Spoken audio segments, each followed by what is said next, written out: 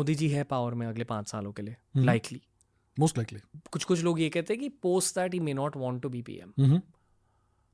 तो as a geopolitical observer अब किसको देखना चाहोगे एज द पीएम नेक्स्ट इस पूरे जियोपॉलिटिकल एनवायरनमेंट में इतने सारे युद्ध हो रहे हैं? मैं चाहूँगा कि कोई रीजनेबली यंग लीडर आए। मोदी जी बिल्कुल, यू आर राइट, 78 के आसपास होंगे, तो आई थिंक थोड़ा पॉसिबिलिटी कम हो सकती है 29 के बाद उनके वापस प्राइम मिनिस्टर रेस में रन करने की, मुझे लगता है। आई मे बी रॉन्ग, लेकिन मुझे ऐसा लगता है। मैं चाहूँगा कि कोई रीजनेबली यंग लीडर आए, 50s की एज वाला कोई लीडर। तो इस समय अगर बीजेपी की तरफ से हम देखेंगे तो सिर्फ योगी जी दिखते हैं मुझे। काफ़ी यंग है और उनका काफ़ी एक्सपीरियंस है गवर्नेंस का, और मुझे पता नहीं जियोपॉलिटिकली कितना समझते हैं दुनिया को, शायद समझते भी होंगे, हम क्या जाने। तो कोई यंग आना चाहिए, somebody who can, जो राष्ट्र को लंबे समय तक सर्व कर सके। अगर आप किसी एडवांस्ड आयु के लीडर को लाओगे इनटू पावर, तो उनका करियर छोटा होगा एज द प्राइम मिनिस्टर।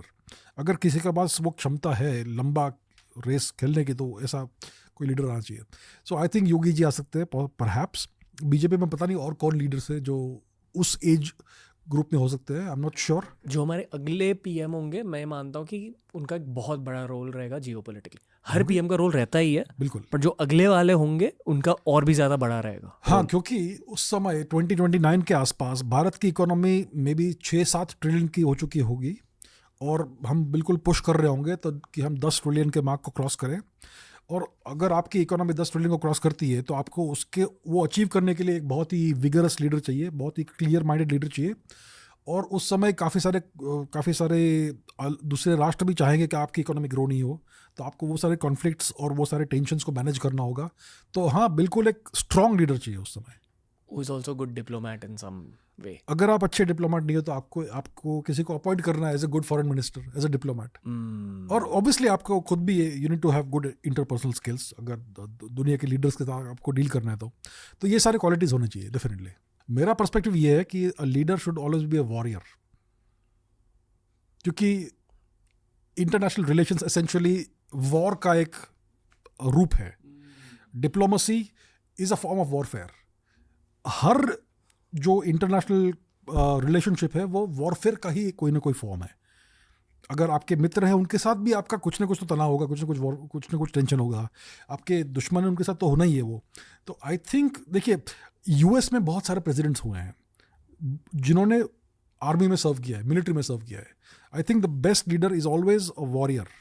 आप अभी 30-40 साल से जियोपॉलिटिकल ऑब्जर्वर हो, 30 साल से एटलीस्ट। 30 साल तो हो गए होंगे। फेयर टू से कि जितने भी टेररिस्ट ऑर्गेनाइजेशंस हमें देखने को मिलती है, वो वेस्टर्न इन्फ्लुएंसेस के बिना उत्पन्न नहीं हो सकते।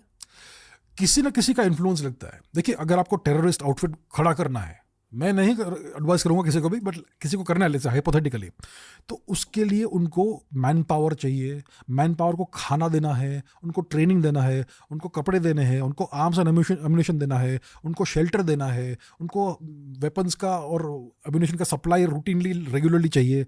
बहुत पैसे लगते हैं, बहुत पैसे लगते हैं। somebody has to finance इसको, किसी को तो फाइनेंस करना पड़ेगा ना।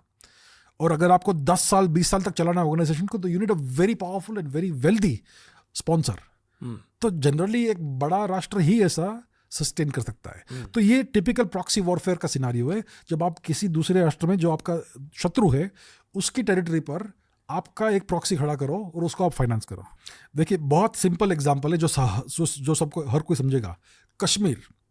कश्मीर में बहुत डेकेड्स तक, बहुत दशकों तक पाकिस्तानी टेररिज्म हुआ है, और अलग अलग जिहादी आउटफिट्स आए हैं कश्मीर में, हरकत-उल देश and Lashkar and that and whatever, अलग अलग नाम से। ये सब पाकिस्तान के प्रॉक्सीज थे। ओके, उनको ट्रेनिंग दी गई पाकिस्तान में, उनको पैसा जो कुछ भी चाहिए पाकिस्तान से मिलता था। अभी पाकिस्तानी आर्मी जो है, ये कोई जिहादी ऑर्गेनाइजेशन नहीं है, ये तो फुल मिलिट्री है, राइट। और उनके जो टॉप जनरल्स है वो विस्की पीते हैं। There is no religious angle there. लेकिन अगर आपको इडियट्स को रिक्रूट करना है मरने के लिए आपके लिए, then you use religion for that, और वो रिलीजियस फर्वर के कारण अपनी जान दे देंगे। तो इस तरह से गेम खेला जाता है। अभी पाकिस्तान ने इतना टेररिज्म किया भारत के अंदर, पाकिस्तान को किसने फाइनेंस किया? पाकिस्तान खुद प्रॉक्सी है यूएस का। तो यूएस ने भारत के अंदर, कश्मीर के अंदर दशकों तक पाकिस्तानी टेररिज्म को स्पॉन्सर किया, फाइनेंस किया, फंड किया। ये सिचुएशन है। प्रॉक्सी का भी बाप है। तो ये जो टेररिस्ट आउटफिट्स है, लश्कर, तोयबा, ऑल दैट, ये पाकिस्तान के प्रॉक्सीज है। और पाकिस्तान खुद एज अ नेशन यूएस का प्रॉक्सी है। तो ओवरऑल जियोपॉलिटिकल गेम क्या था?